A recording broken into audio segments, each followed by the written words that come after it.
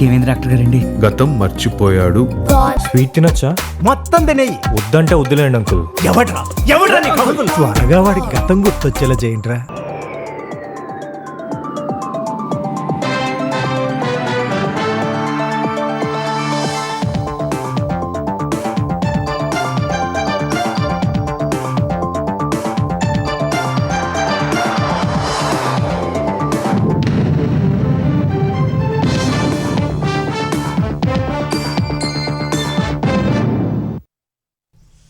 నమస్కారం, ETV news కు స్వాగతం. ముఖ్యాంశాలు.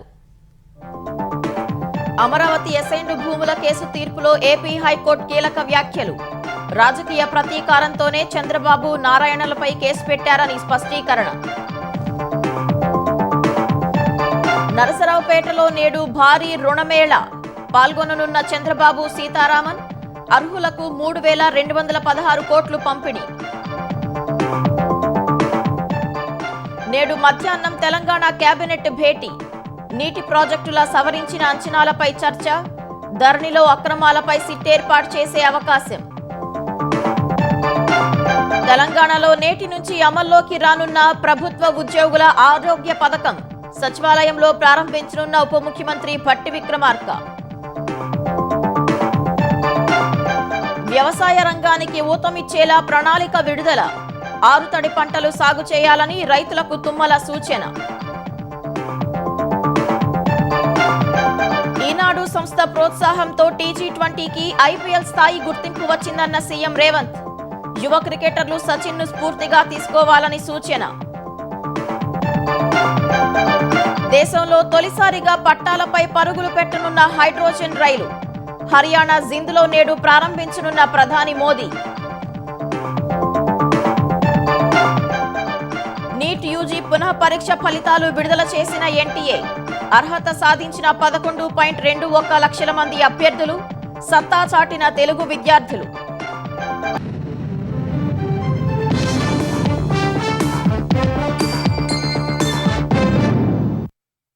రాజధాని అమరావతి అసైన్డ్ భూముల విషయంలో రాజకీయ ప్రతీకారంతోనే చంద్రబాబు నారాయణలపై గత వైసీపీ ప్రభుత్వంలో కేసు పెట్టారని ఆంధ్రప్రదేశ్ హైకోర్టు స్పష్టం చేసింది. వారిద్దరూ చట్టాన్ని ఉల్లంఘించలేదని తేల్చి చెప్పింది. స్వార్థ ప్రయోజనాల కోసమే వైసీపీ నేత ఆళ్ల రామకృష్ణారెడ్డి ఫిర్యాదు చేశారన్న హైకోర్టు, ప్రభుత్వాలు మారినప్పుడల్లా పాత సర్కార్ నిర్ణయాలను నేరం అనడమేంటని ప్రశ్నించింది. విధాన నిర్ణయాలకు నేరాన్ని ఆపాదిస్తే ప్రజాస్వామ్యానికి ముప్పు అన్న ధర్మాసనం, శాసనసభ నిర్ణయాలకు నాయకులను శిక్షించడం అంటే ప్రజల్ని శిక్షించడమేనని వ్యాఖ్యానించింది.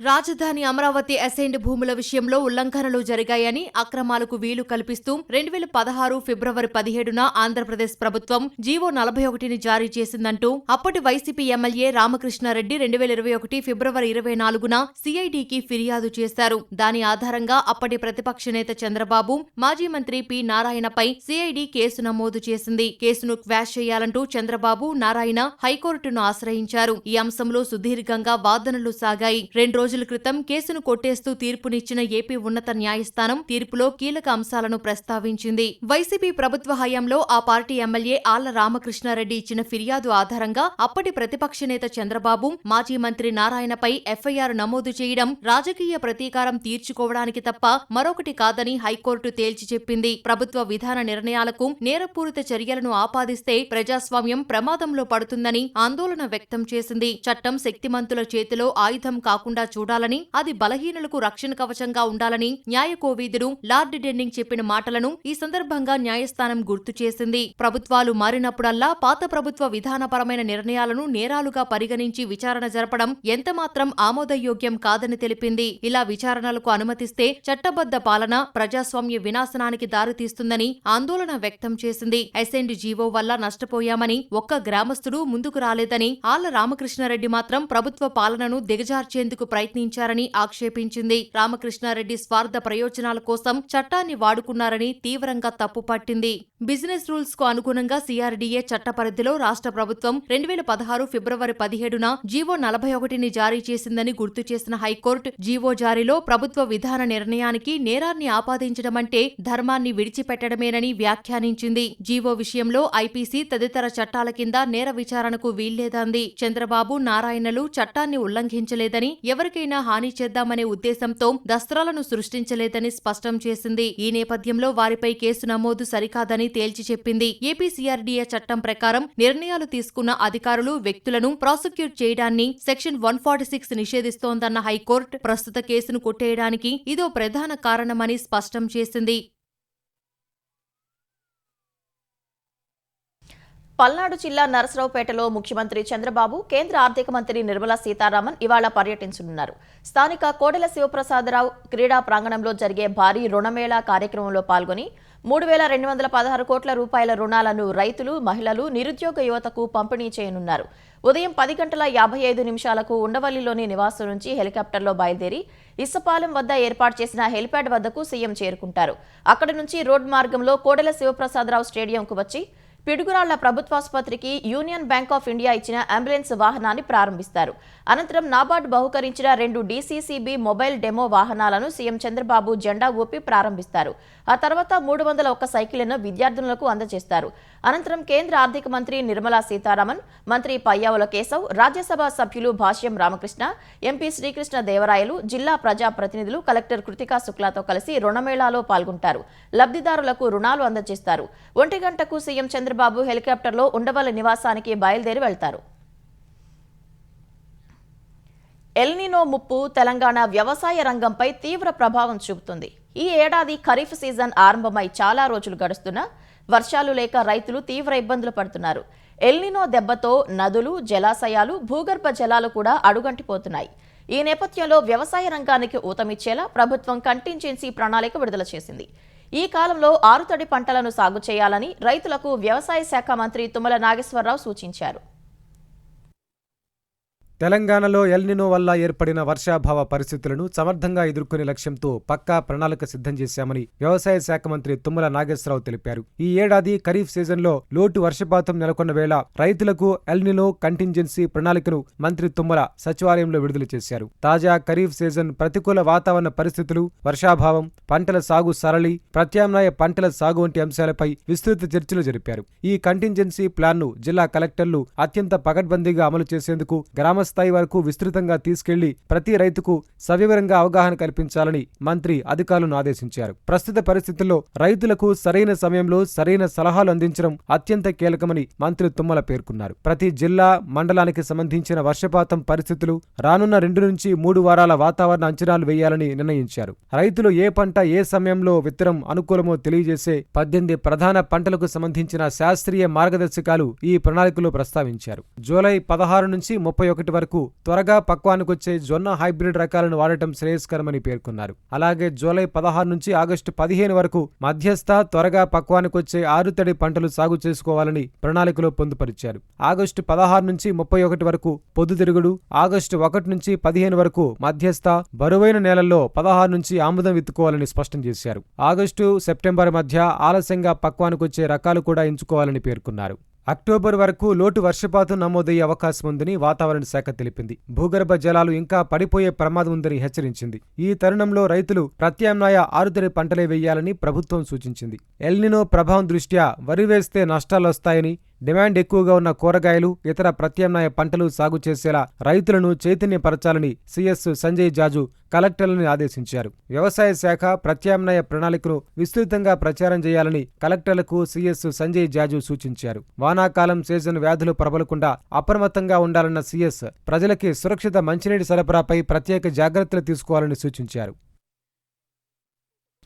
తెలంగాణలో ప్రభుత్వ ఉద్యోగులు, పెన్షనర్లకు నగదు రహిత చికిత్సలు అందించేందుకు ఈహెచ్ఎస్ పథకం నేటి నుంచి అమల్లోకి రానుంది. సచివాలయంలో మధ్యాహ్నం 1 గంటకు ఉప ముఖ్యమంత్రి భట్టి విక్రమార్క కొత్త ఈహెచ్ఎస్ పథకాన్ని ప్రారంభించనున్నారు. వైద్యారోగ్య శాఖ మంత్రి దామోదర రాజనరసింహ, సీఎస్ సంజయ్ జాజు, ఉద్యోగ సంఘాల ప్రతినిధులు ఈ కార్యక్రమంలో పాల్గొననున్నారు. నూతన ఈహెచ్ఎస్ పోర్టల్, హెల్త్ కార్డుల పంపిణీ కూడా ప్రారంభిస్తారు. ఉద్యోగులు, పింఛనర్లతో పాటు వారిపై ఆధారపడిన దాదాపు 13 లక్షల మందికి ఈ పథకం వల్ల ప్రయోజనం కలగనుంది. ఉద్యోగులు తమ మూల వేతనం నుంచి 1.5% చందాగా ఇస్తున్నారు. ఏటా ఉద్యోగులు, పెన్షనర్ల చందా 528 కోట్ల రూపాయలు కానుండగా ప్రభుత్వం మరో 528 కోట్ల రూపాయలు ఇవ్వనుంది.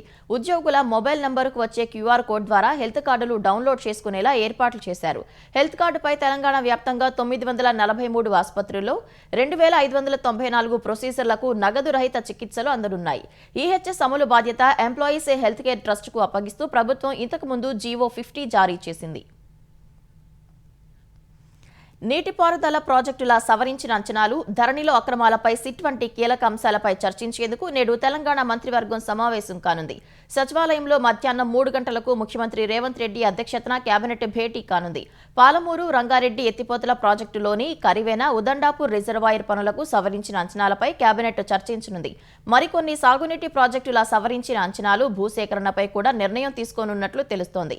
ప్రాజెక్టుల సవరించిన అంచనాలకు సంబంధించిన అంశాలపై ఎజెండాలో రావడం లేదని గత కేబినెట్ సమావేశంలో నీటిపారుదల శాఖ మంత్రి ఉత్తమ్ కుమార్ రెడ్డి అసంతృప్తి వ్యక్తం చేసిన నేపథ్యంలో ఇవాల్టి భేటీలో వాటికి ప్రాధాన్యం ఇవ్వనున్నట్లు తెలుస్తోంది. ధరణి పోర్టల్ ద్వారా జరిగిన అక్రమాలపై ప్రత్యేక దర్యాప్తు బృందం సిట్ వేసే అంశంపై కూడా కేబినెట్లో చర్చించే అవకాశం ఉంది. పలు జిల్లాల్లో యజమానులకు సమాచారం లేకుండానే భూములు చేతులు మారినట్లు, అసైన్డ్ భూములు బదలాయించినట్లు గుర్తించారు. వాటిపై విచారణ జరిపే అంశం కూడా చర్చకు రానున్నట్లు తెలుస్తోంది. హైదరాబాద్ కోర్ అర్బన్ పరిధిలో ఎల్ఐజీ పథకానికి పేరు, లోగో, ఫ్లాట్ల డిజైన్లపై చర్చించనున్నట్లు తెలుస్తోంది. గ్రామీణ ప్రతిభావంతులను వెలుగులోకి తీసుకురావడానికి T20 లీగ్ మంచి వేదిక అని ముఖ్యమంత్రి రేవంత్ రెడ్డి అన్నారు. యువ క్రికెటర్ల వెంట ఈనాడు, ఈటీవీ లాంటి సంస్థలు వెన్నంటి నిలబడటం అంటే 1000 ఏనుగుల బలమని సీఎం వ్యాఖ్యానించారు. T20 లీగ్ విజేతలైన హైదరాబాద్ ఛాంపియన్స్ జట్టు యాజమాన్యం సీఎం రేవంత్ రెడ్డిని మర్యాదపూర్వకంగా కలిసింది. ఈనాడు సంస్థ ప్రోత్సాహంతో ఈ లీగ్కు దాదాపు IPL స్థాయి గుర్తింపు వచ్చిందని ఈ సందర్భంగా సీఎం కొనియాడారు. T20 లీగ్ తొలి ఎడిషన్లో హైదరాబాద్ ఛాంపియన్స్ విజేతగా నిలువగా జట్టు సభ్యులు, ఫ్రాంచైజీ ఓనర్లు జూబ్లీహిల్స్ లో సీఎం రేవంత్ రెడ్డిని మర్యాదపూర్వకంగా కలిశారు. Ramoji group chairman and MD Kiran, ETV Bharat director Bruhathi, Ushodaya enterprises private limited director Sambasivarao, ETV MD Bapineedu, Divija, champions జట్టు captain Abhirad Reddy, vice captain Ajay Dev Goud, head coach Anirudh సీఎంను కలిశారు. జట్టు మెంటర్ పుల్లెల గోపీచంద్, ఇతర జట్టు సభ్యులు, సపోర్టింగ్ స్టాఫ్ సైతం వారి వెంటే ఉన్నారు. లీగ్లో ట్రోఫీ గెలిచిన జట్టుకు, ఓనర్లకు సీఎం శుభాకాంక్షలు తెలిపారు. Ramoji group chairman and managing director Kiran, జట్టు సభ్యులను సీఎం సత్కరించారు. క్రికెట్ లాంటి క్రీడల్లో త్వరగా గుర్తింపుతో పాటు పరిచయాలు కూడా వేగంగా పెరుగుతాయని తెలిపారు. వీటికి దూరంగా ఉండి ఆటపై పూర్తి క్రమశిక్షణతో ఉండాలన్నారు. సచిన్, కోహ్లీ, ధోనీ వంటి క్రికెటర్ల గురించి మాట్లాడుకుంటున్నామంటే వారికి ఆటపై ఉన్న శ్రద్ధ, గౌరవం, క్రమశిక్షణేనని చెప్పారు. ఛాంపియన్స్ లో ఉన్న యువ క్రీడాకారులను ఈనాడు, ఈటీవీ వంటి సంస్థ వెన్నంటి నిలబడటం అంటే 1000 ఏనుగుల బలమని సీఎం తెలిపారు. ఈరోజు మీకు ఈనాడు, ఈటీవీ లాంటి సంస్థ మీ వెనకాల నిలబడ్డదంటే మీకు 1000 ఏనుగుల బలం. మీ టాలెంట్ అనేది మీరు ఇంకా మీరే sky is the limit for rise. మీరు ఎదగడానికి ఏం కావాలనో 100% ఈనాడు, ఈటీవీ సంస్థలు ఉన్నాయి. ఎలా ఎదగాలనేదే మీ లక్ష్యంగా పనిచేయాలి. తప్పకుండా ఇంట్లోకి వెళ్ళి దేశ ప్రతిష్ట పెంచేంత మంచి క్రీడాకారులు వస్తారని నేను భావిస్తున్నాను. మరొకసారి మీకు అభినందనలు తెలియజేస్తూ సెలవు తీసుకుంటాను. ఉమ్మడి ఆంధ్రప్రదేశ్లో ఏషియన్, నేషనల్ గేమ్స్ హైదరాబాద్లో జరిగాయని, తెలంగాణ ఏర్పడిన తర్వాత క్రీడలకు రాష్ట్రం దూరమైందని సీఎం రేవంత్ అన్నారు. తమ ప్రభుత్వం వచ్చిన తర్వాత క్రీడలపై ప్రత్యేక దృష్టి పెట్టి క్రీడాకారులను ప్రోత్సహిస్తున్నట్లు తెలిపారు. పలువురు క్రీడాకారులకు ప్రభుత్వ ఉద్యోగాలు ఇచ్చినట్లు గుర్తు చేశారు. తెలంగాణలో స్పోర్ట్స్ యూనివర్సిటీని తీసుకొస్తున్నట్లు తెలిపిన ఆయన గచ్చిబౌలి స్టేడియంను అంతర్జాతీయ స్థాయిలో తీర్చిదిద్దుతున్నట్లు చెప్పారు. ఫ్యూచర్ సిటీలో మరో అంతర్జాతీయ క్రికెట్ స్టేడియం రాబోతున్నట్లు సీఎం రేవంత్ రెడ్డి తెలిపారు. సుమారు 1,00,000 మంది ప్రేక్షకులు వీక్షించేలా స్టేడియం కట్టేందుకు ఇప్పటికే బీసీసీఐతో హెచ్సీఏ మాట్లాడిందన్నారు. వైద్య విద్యలో ప్రవేశాలకు నిర్వహించిన నీట్ యూజీ పునః ప్రవేశ పరీక్ష ఫలితాలను నేషనల్ టెస్టింగ్ ఏజెన్సీ ఎన్టీఏ విడుదల చేసింది. దాదాపు 20 లక్షల మంది విద్యార్థులు పరీక్షకు హాజరు కాగా 11.21 లక్షల మంది వైద్య, దంత వైద్య, ఆయుష్, ఇతర అనుబంధ వైద్య కోర్సుల్లో ప్రవేశాలకు అర్హత సాధించారని ఎన్టీఏ తెలిపింది. పంజాబ్కు చెందిన ఆర్యన్ గుప్తా, హర్యానాకు చెందిన పన్సుల్ బన్సల్ 715 మార్కులతో టాపర్లుగా నిలిచారు. తెలంగాణలోని హన్మకొండకు చెందిన వీరయ్య గారి సహ్యు 705 మార్కులతో ఆల్ ఇండియాలో 13వ ర్యాంక్ సాధించాడు. ఆంధ్రప్రదేశ్లోని అనంతపురానికి చెందిన నామాల ప్రేరణ 36వ ర్యాంక్ సాధించి ఏపీలో టాపర్గా నిలిచింది. మొత్తంగా 19 మంది 700కు పైగా, 138 మంది 690కు పైగా మార్కులు సాధించారు. తొలుత ఈ ఏడాది మేలో నీట్ యూజీ పరీక్షను ఎన్టీఏ నిర్వహించింది. ఆ సమయంలో ప్రశ్నాపత్రం లీక్ కావడంతో ఎన్టీఏ ఆ పరీక్షను రద్దు చేసింది. తర్వాత గత నెల 21న నీట్ యూజీ పునః పరీక్షను నిర్వహించింది. నిన్న సాయంత్రం తుది కీని విడుదల చేసిన ఎన్టీఏ గంటల వ్యవధిలోనే పరీక్షా ఫలితాలను విడుదల చేసింది. ఆల్ ఇండియా కోటా సీట్ల భర్తీకి మెడికల్ కౌన్సిలింగ్ కమిటీ, రాష్ట్ర స్థాయి కోటా సీట్లను సంబంధిత రాష్ట్రాల సంస్థలు నిర్వహిస్తాయని ఎన్టీఏ తెలిపింది. స్థానిక సంస్థలు, గ్రామ పంచాయతీల ఎన్నికల నిర్వహణపై పూర్తి వివరాలతో అఫిడవిట్ దాఖలు చేయాలని ఆంధ్రప్రదేశ్ ప్రభుత్వాన్ని రాష్ట్ర ఎన్నికల కమిషన్ ఎస్ఈసీను ఏపీ హైకోర్టు ఆదేశించింది. బీసీ జనగణన చేపట్టకుండా స్థానిక ఎన్నికలు నిర్వహించబోతున్నారని, ముందుకెళ్లకుండా ప్రభుత్వాన్ని నిలువరించాలని కోరుతూ ఏపీ బీసీ సంఘం రాష్ట్ర అధ్యక్షుడు కేసన శంకర్రావు 2025లో పిల్ దాఖలు చేశారు. బీసీ జనాభాను లెక్కించి అందుకు అనుగుణంగా రిజర్వేషన్లు ఖరారు చేసి పంచాయతీ ఎన్నికలు నిర్వహించాలని కోరారు. పదవీ కాలం ముగిసిన గ్రామ పంచాయతీలు, స్థానిక సంస్థలకు సుప్రీంకోర్టు తీర్పు ప్రకారం తక్షణం ఎన్నికలు నిర్వహించాలని మరో పిల్ దాఖలైంది. ఈ వ్యాఖ్యలపై హైకోర్టు ప్రధాన న్యాయమూర్తి జస్టిస్ లిసాగిల్ నేతృత్వంలోని ద్విసభ్య ధర్మాసనం విచారణ జరిపింది. స్థానిక సంస్థల్లో బీసీ కోటా ఖరారు చేసేందుకు ప్రభుత్వం ఏర్పాటు చేసిన ఏకసభ్య కమిషన్ త్వరలో నివేదిక ఇస్తుందని ఆంధ్రప్రదేశ్ ప్రభుత్వం తరపున ఏజీ దమ్మాలపాటి శ్రీనివాస్ వాదనలు వినిపించారు. కమిషన్ నివేదిక ప్రకారం రిజర్వేషన్లు ఖరారు చేస్తామని తెలిపారు. ఏపీలో ఎస్ఐఆర్ ప్రక్రియ కొనసాగుతున్న నేపథ్యంలో ఓటర్ల జాబితాలు కేంద్ర ఎన్నికల సంఘం నియంత్రణలో ఉన్నాయని ఎస్ఈసీ తరపు న్యాయవాది అశ్విని కుమార్ ధర్మాసనం దృష్టికి తీసుకొచ్చారు. ఎస్ఐఆర్ ముగిసి ఈ జాబితా తమకు అందాక ఎన్నికల ప్రక్రియలో ముందుకెళ్తామని వాదించారు. ఈ వివరాలను పరిగణలోకి తీసుకున్న ధర్మాసనం తదుపరి విచారణను అక్టోబర్ 6కు వాయిదా వేసింది. వచ్చే ఏడాది జూన్ గోదావరి పుష్కరాలలోపు పోలవరం ప్రాజెక్టును జాతికి అంకితం చేస్తానని సీఎం చంద్రబాబు ఇప్పటికే ప్రకటించగా, ఇందుకు అనుగుణంగా ప్రాజెక్టు పనులు శరవేగంగా జరుగుతున్నాయి. ఇప్పటికే 85% పైగా పనులు పూర్తి కాగా మిగిలిన పనులు సైతం వేగంగా జరుగుతున్నాయి. పోలవరం సందర్శన యాత్ర నిర్వహించి ప్రాజెక్టు వద్ద జరిగే పనులను బీజేపీ నేతలు పరిశీలించారు. పనులు జరిగే తీరుపై సంతృప్తి వ్యక్తం చేశారు. ఏడాదిలోనే పోలవరం బహుళార్థ సాధక ప్రాజెక్టును ప్రారంభించి 2 కాలువల ద్వారా నీటిని విడుదల చేస్తామని ప్రకటించారు. తద్వారా కృష్ణా డెల్టా, ఉత్తరాంధ్ర, రాయలసీమ ప్రాంతాలను సస్యశ్యామలం చేస్తామని, ప్రాజెక్టు ద్వారా ఆంధ్రప్రదేశ్ వ్యవసాయ, పారిశ్రామిక, పర్యాటక వ్యవస్థల్లో గణనీయమైన మార్పు వస్తుందని స్పష్టం చేశారు. పోలవరం పూర్తయితే కోస్తా, రాయలసీమ, ఉత్తరాంధ్ర ప్రాంతాలు సస్యశ్యామలం అవుతాయని బీజేపీ ఆంధ్రప్రదేశ్ అధ్యక్షుడు పీవీఎన్ మాధవ్ పేర్కొన్నారు. ప్రాజెక్ట్ యొక్క పూర్తి పనులు చాలా ఆనందాన్ని కలిగిస్తుంది. శరవేగంగా పనులు కొనసాగుతున్నాయి. చిన్న చిన్న ఏవైతే లోటుపాట్లు వాటి కూడా తీర్చి ముందుకెళ్తాం. త్వరలోనే జలశక్తి మంత్రిని కలవటం జరుగుతుంది. రేపు పార్లమెంట్లో అనేక రకాల విషయాలు ఇక్కడ వీళ్ళు ఇచ్చినవన్నీ కూడా తీసుకెళ్లి తప్పనిసరిగా రిప్రజెంట్ చేసి, ఆ విధంగా పూర్తి స్థాయి ఈ యొక్క ప్రాజెక్ట్ పూర్తయితే తప్పనిసరిగా మొత్తం మన యొక్క ప్రాంతం యొక్క వికాసం అద్భుతంగా నభూతో నభవిష్యత్తులా ఉంటుంది. 200 టీఎంసీ కావాలి రాయలసీమకి, అది ఈ యొక్క పోలవరం ద్వారా సాధ్యమవుతుంది. 80 టీఎంసీ మన ఇష్యూడ్ వాటర్ ఉంది. దానికన్నా ఇంకా మించి మనకి నల్లజల ప్రాజెక్ట్ కూడా చేస్తున్న ముఖ్యమంత్రి గారు ఇటువంటి అనేక రకాల ప్రాజెక్టు 200 టీఎంసీ అది సర్ప్లస్. ఆ సర్ప్లస్ అక్కడ ఇవ్వటం, కృష్ణా బేసిన్ స్టెబిలైజ్ చేయటం, ఇవి చాలా గొప్ప విషయాలు. సో ఆ విధంగా రాయలసీమలో ఉండే అన్ని ప్రాజెక్టులకు సంబంధించి పోలవరం ద్వారా గోదావరిని అక్కడ తీసుకెళ్ళటం ఏదైతే ఉందో నిజంగానే అద్భుతం. ఇది కూడా మాకు ఆనందం కలిగిస్తుంది. ఒక ప్రాంతానికి సంబంధించిన ప్రాజెక్ట్ కాకుండా అన్ని ప్రాంతాలకి చూసే ఒక ప్రాజెక్టుగా ఉంది. This is a project of it's kind. ఆంధ్రప్రదేశ్లో 12 కోవిడ్ కేసులు నమోదైనట్లు వైద్యారోగ్య శాఖ ప్రకటించింది. 4 జిల్లాల్లో చెదురుమదురుగా కేసులు నమోదయ్యాయని పేర్కొంది. పూణే ల్యాబ్కు జన్యుక్రమ విశ్లేషణ నిమిత్తం 5 నమూనాలు పంపారు. ఏపీలో ఇప్పటి వరకు 67 మందికి పరీక్షలు నిర్వహించగా 12 మందికి పాజిటివ్ వచ్చింది. 4 మరణాలు సంభవించాయి. జూలై 1 నుంచి దేశవ్యాప్తంగా 339 కోవిడ్ కేసులు నమోదయ్యాయి. భోగాపురం ఎయిర్పోర్ట్లో కస్టమ్స్ శాఖ పరిధి, పరిసర అంశాలను వివరిస్తూ కస్టమ్స్ విభాగం నోటిఫికేషన్ విడుదల చేసింది. ప్రిన్సిపల్ కమిషనర్ ఎన్ శ్రీధర్ పేరిట ఈ నోటిఫికేషన్ విడుదలైంది. ఎయిర్పోర్ట్కు నలుదిక్కులతో పాటు కంచేరు, గూడెపు వలస, రావి వలస, కవులువాడ గ్రామాల్లో కస్టమ్స్ పరిధిలో వచ్చే సర్వే నంబర్లతో వచ్చే భూమి వివరాలతో నోటిఫికేషన్ వచ్చింది. సుమారు 15.367 కిలోమీటర్ల విస్తీర్ణం భోగాపురం ఎయిర్పోర్టు కస్టమ్స్ విభాగ పరిధి నిర్దేశించారు. ఈ ప్రక్రియతో భోగాపురం ఎయిర్పోర్టు ప్రారంభానికి మరో అడుగు ముందుకు వేసినట్లయింది. దేశంలోనే అత్యుత్తమ విమానయాన హబ్గా రాజీవ్ గాంధీ అంతర్జాతీయ విమానాశ్రయాన్ని తీర్చిదిద్దేందుకు GMR Hyderabad international airport limited వ్యూహాలు సిద్ధం చేస్తుంది. 5 ఏళ్లలో విమానాశ్రయ వార్షిక ప్రయాణికుల సామర్థ్యాన్ని 5 కోట్లకు పెంచాలని సంస్థ లక్ష్యంగా పెట్టుకుంది. ఇందుకోసం ఎయిర్పోర్ట్స్ ఎకనామిక్ రెగ్యులేటరీ అథారిటీ తుది ఆమోదాలను అనుసరించి విమానాశ్రయ విస్తరణ పనుల కోసం 10,000 కోట్లకు పైగా మూలధన వ్యయం చేయనుంది. టెర్మినల్ వార్షిక ప్రయాణికుల సామర్థ్యాన్ని 3.4 కోట్ల నుంచి 3.7 కోట్లకు పెంచడంతో పాటు సరికొత్త రెండో టెర్మినల్, మరో రన్వే నిర్మాణం, 2 రన్వేలను అనుసంధానించే క్రాస్ టాక్సీ వేలను నిర్మించేందుకు ప్రణాళికలు వేస్తోంది. ఎయిర్ ఇండియా వంటి దేశీయ విమానయాన సంస్థలు భారీగా కొత్త విమానాలకు ఆర్డర్లు ఇస్తున్నందున ప్రస్తుత 100 పార్కింగ్ స్టాండ్లను రెట్టింపు చేయనుంది. తెలంగాణ రాష్ట్ర స్థూల విలువ జోడింపులో ఈ విమానాశ్రయ వాటా 5% అని national council of applied economic research తాజా నివేదిక వెల్లడించింది.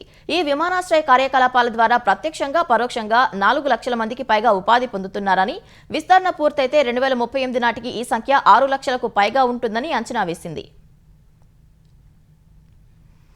హైదరాబాద్ బంజారాహిల్స్ లోని రోడ్ నెంబర్ 13లో బంజారా లేక్ ను ఆనుకుని ఉన్న 3.63 ఎకరాల ప్రభుత్వ భూమిని హైడ్రా కాపాడింది. ఆ భూమి విలువ సుమారు 600 కోట్లకు పైగా ఉంటుందని అధికారులు అంచనా వేశారు. నిజాం కాలంలో జూబ్లీహిల్స్ మున్సిపాలిటీ లేఅవుట్లో అన్రికగ్నైజ్డ్ ప్లాట్ గా మిగిలిన ఆ భూమి కోర్టు వివాదంలో ఉంది.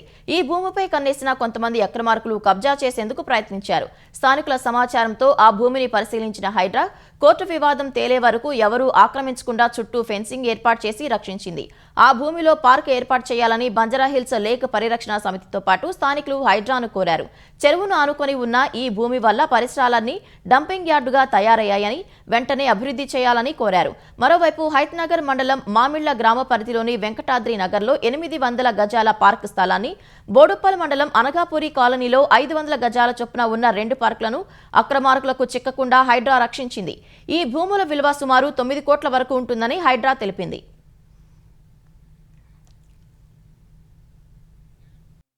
ప్రధాని నరేంద్ర మోదీ నేడు హర్యానా, పంజాబ్, చండీగఢ్లో పర్యటించనున్నారు. సుమారు 25,000 కోట్ల రూపాయల విలువైన అభివృద్ధి పనులకు ప్రారంభోత్సవాలు, శంకుస్థాపనలు చేయనున్నారు.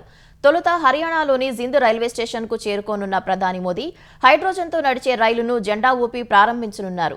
ఇది జింద్ సోనిపత్ రైల్వే స్టేషన్ల మధ్య 89 కిలోమీటర్ల మేర ప్రయాణించనుంది.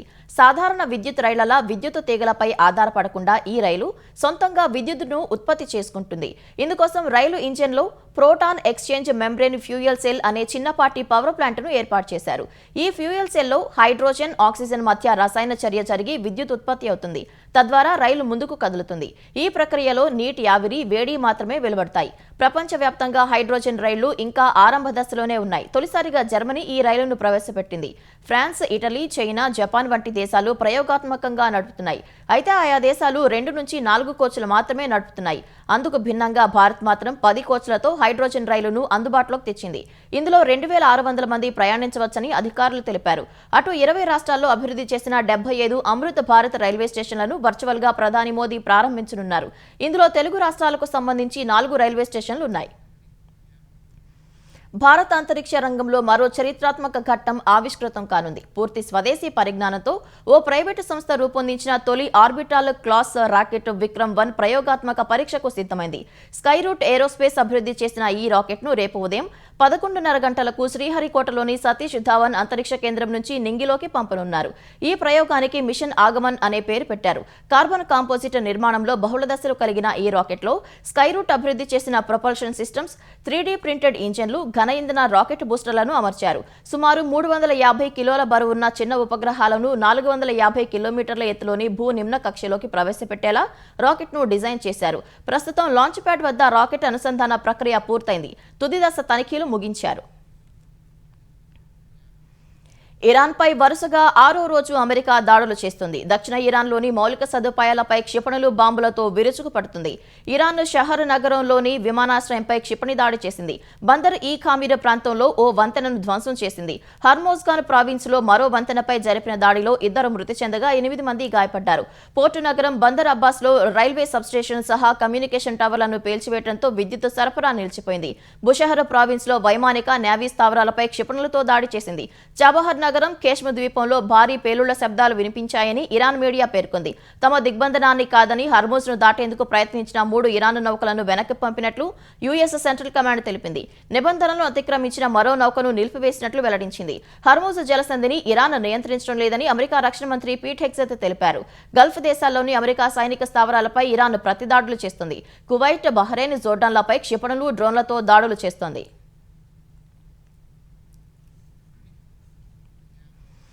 అమెరికా, ఇరాన్ మధ్య జరుగుతున్న తాజా పరిణామాలపై white house press secretary Karoline Leavitt కీలక వ్యాఖ్యలు చేశారు. అమెరికా సైన్యం దాడులతో తీవ్రంగా నష్టపోతున్న ఇరాన్ తమతో ఒక ఒప్పందం చేసుకునేందుకు ఆసక్తి చూపుతోందని తెలిపారు. దౌత్యపరమైన చర్చలు ఆగిపోయాయా అన్న ప్రశ్నకు బదులిస్తూ ఇరు దేశాల మధ్య ఇంకా చర్చలు కొనసాగుతున్నాయని లీవిట్ స్పష్టం చేశారు. ఇటీవల ఇరాన్పై అమెరికా ఎందుకు దాడులు చేయాల్సి వచ్చిందో ఆమె వివరించారు. గతంలో కుదుర్చుకున్న అవగాహన ఒప్పందాన్ని ఇరాన్ ఉల్లంఘించిందని లీవిట్ తెలిపారు. హర్మూజ్ జలసంధి గుండా వెళ్లే వాణిజ్య నౌకలపై కాల్పులు జరపకూడదని ఆ ఒప్పందంలో స్పష్టంగా ఉన్నప్పటికీ ఇరాన్ ఉద్దేశపూర్వకంగా ఆ నౌకలపై దాడులకు పాల్పడిందని లీవిట్ వెల్లడించారు. దాడులు జరుగుతున్నప్పటికీ దౌత్య మార్గాలు ఇంకా తెరిచే ఉన్నాయని అధ్యక్షుడు డొనాల్డ్ ట్రంప్ తనకు తెలిపినట్లు లీవిట్ చెప్పారు.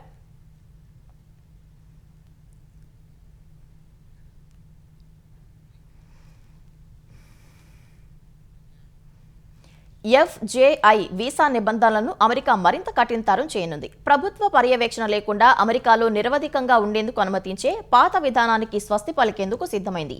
ఈ మేరకు డిపార్ట్మెంట్ ఆఫ్ హోంల్యాండ్ కొత్త నిబంధనలను విడుదల చేసింది.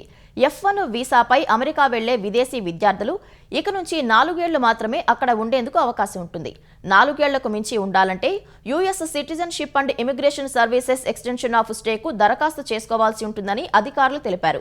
F1 విద్యార్థులు తమ గ్రాడ్యుయేషన్ పూర్తయిన తర్వాత అమెరికా విడిచి వెళ్లటానికి లేదా వీసా స్టేటస్ మార్చుకోవటానికి గతంలో 60 రోజుల సమయం ఉండగా ఇప్పుడు దానిని 30 రోజులకు కుదించారు. ఈ నిబంధనలు అమల్లోకి వస్తే ప్రస్తుతం అమెరికాలో చదువుకుంటున్న 3.3 లక్షల మంది భారతీయ విద్యార్థులపై తీవ్ర ప్రభావం పడనుంది. J1 వీసాలపై వచ్చే ఎక్స్చేంజ్ విజిటర్లు, I వీసాలపై వచ్చే మీడియా ప్రతినిధులకు ఇక నుంచి నిర్దిష్ట కాలపరిమితిని అమెరికా ప్రభుత్వం విధించబోతోంది. ప్రస్తుతం ఈ ప్రతిపాదన అమెరికా చట్టసభ కాంగ్రెస్ పరిశీలనలో ఉంది. అక్కడ ఆమోదం పొందితే అమల్లోకి రానుంది.